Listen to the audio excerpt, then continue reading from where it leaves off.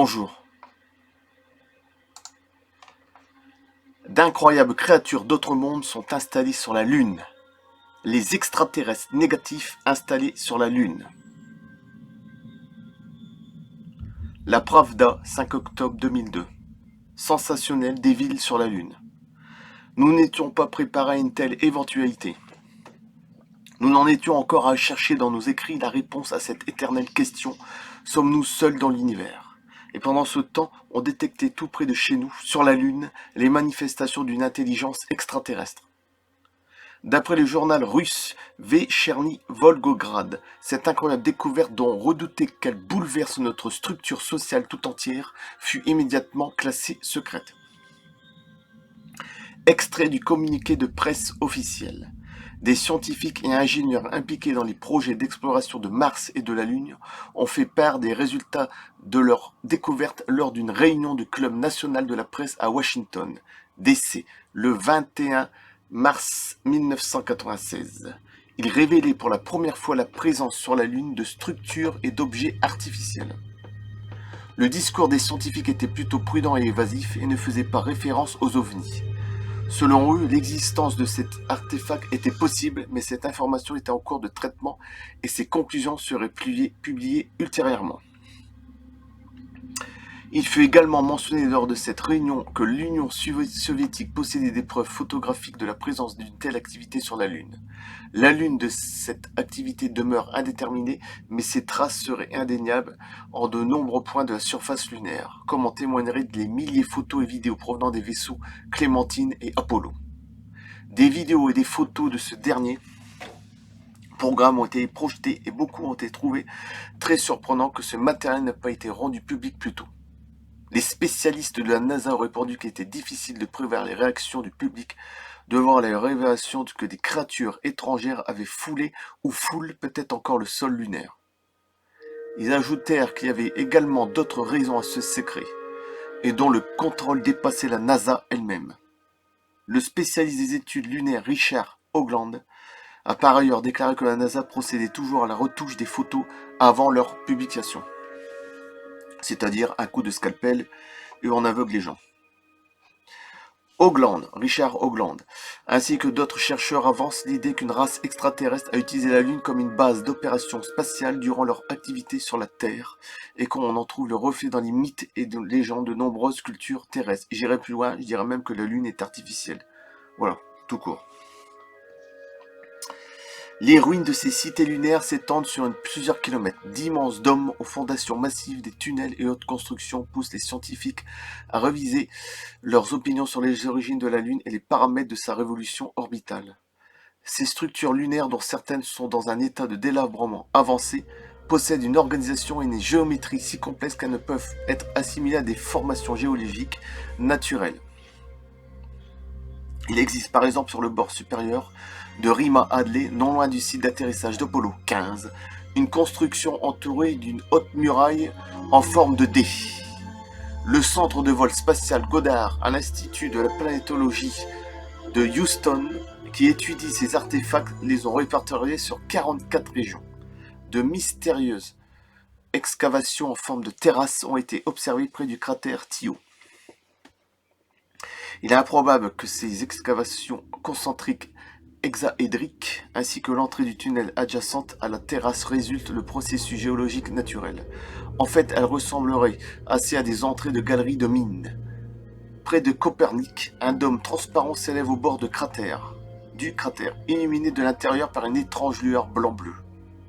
Au nord de la région de l'usine, on observe un objet tout à fait inhabituel, même au regard des critères lunaires. Un disque de 50 mètres de diamètre posé sur une embase carrée entourée de murs.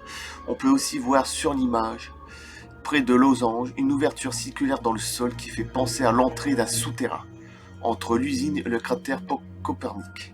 Il y a une sorte d'esplanade rectangulaire de 400 mètres de long sur 300 mètres de large. L'une des photos prises par la mission Apollo 10 montre une structure d'1 mile, c'est-à-dire 1,6 km de long, appelé le château, situé à une hauteur de 14 km et qui projette une ombre distincte sur la surface lunaire, 14 km. L'objet paraît être composé de plusieurs unités cylindriques et d'une large unité conjointe. Sur l'une des images, la structure interne du château apparaît poreuse, de sorte que certaines de ses parties semblent transparentes ou translucides. De nombreux scientifiques de la NASA assistaient à cette conférence, mais lorsque Richard Hoagland demanda à voir les originaux des photos du château, ceux-ci avaient disparu. Ils se trouvèrent même inexplicablement absents de la liste des images d'Apollo 10. Comme par hasard, les archives ne recelaient que quelques photos intermédiaires qui malheureusement ne montraient pas la structure interne de l'objet. Au moment où Apollo 12 se posa sur la Lune, l'équipage s'aperçut qu'il était observé par un objet pyramidal, semi-transparent, qui planait immobile à quelques mètres à peine au-dessus du sol et chatoyait de toutes les couleurs de l'arc-en-ciel contre le ciel noir. En 1969, on projeta le film du voyage des astronautes vers la mer des tempêtes. Ces hommes aperçurent à nouveau ces étranges pyramides que l'on appela plus tard les vers dépolis. Et la NASA prit enfin conscience des conséquences possibles de cette forme de contrôle. Après son retour réussi, l'astronaute Mitchell confia ses impressions. Nous sentions bien que nous n'étions pas seuls. Je devais me retourner si souvent pour regarder derrière moi que j'en ai encore le torticolis. La seule chose que nous pouvions faire était prier. Johnston du centre spatial de Houston avait étudié les photos et vidéos du programme Apollo et s'entretient avec Richard Hoagland au sujet des artefacts. Selon lui, la direction de la NASA était terriblement embarrassée devant le nombre de ces anomalies, pour employer un euphémisme, et il était même possible qu'elle décide d'arrêter les vols habités vers la Lune. D'anciennes structures lunaires en partie en ruine intéressent particulièrement les chercheurs. Les photos révèlent des constructions carrées et rectangulaires d'une surprenante régularité géométrique et qui ressemblent à nos propres cités terrestres vues d'une altitude de 5 à 8 km. Un spécialiste du contrôle de mission fit ce commentaire.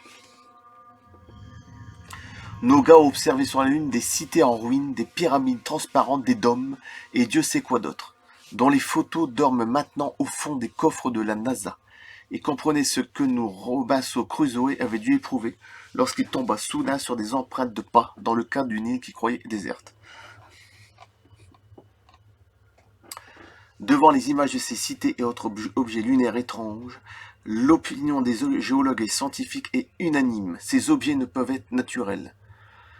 Nous sommes forcés d'admettre, disent-ils, qu'ils sont artificiels, en particulier les dômes et les pyramides. Nous devons nous rendre à cette imprévisible évidence. Nous avons là sous nos yeux, à nos portes, les manifestations d'une intelligence étrangère. Nous n'étions pas psychologiquement préparés. Et, même à présent, peu de gens croient à leur réalité. Un haut responsable de la NASA viré pour avoir révélé qu'il existe des bases extraterrestres sur la Lune. Ken Johnson, ancien haut responsable de l'administration américaine, ayant participé au programme Apollo, a été remercié pour avoir voulu révéler la vérité. Johnston affirme que les astronautes ont découvert d'anciennes cités extraterrestres et les restes d'une machinerie incroyablement avancée sur la Lune. Une partie de cette technologie est utilisée pour manipuler la gravité. Pas de doute, une civilisation venue d'un autre monde s'est installée sur la Lune. Des créatures intelligentes possédant une puissante technologie ont construit des bâtiments et des laboratoires sur les deux faces de la Lune. Ils utilisent d'énormes machines pour extraire des minerais de sol lunaire et construire de nouveaux bâtiments. Qui sont ces créatures extraterrestres installées sur la Lune ? Point d'interrogation. Ce sont les gris. Sur la face cachée de la Lune, ils ont installé une haute technologie permettant de créer des bulles d'énergie sous lesquelles il y a de l'oxygène. Dans ces bulles, des hommes et des femmes de la Terre travaillent comme des esclaves jusqu'à la mort. Ces malheureux ont été enlevés et ne reviendront jamais sur Terre. Les gris sont, en effet, des créatures négatives, sans moralité ni sentiment, qui ne reculent devant rien pour obtenir ce qu'ils désirent. Qui sont les gris ? Point d'interrogation. Et que veulent-ils ? Point d'interrogation. Et je coupe là et merci à Patrick Desson. Merci.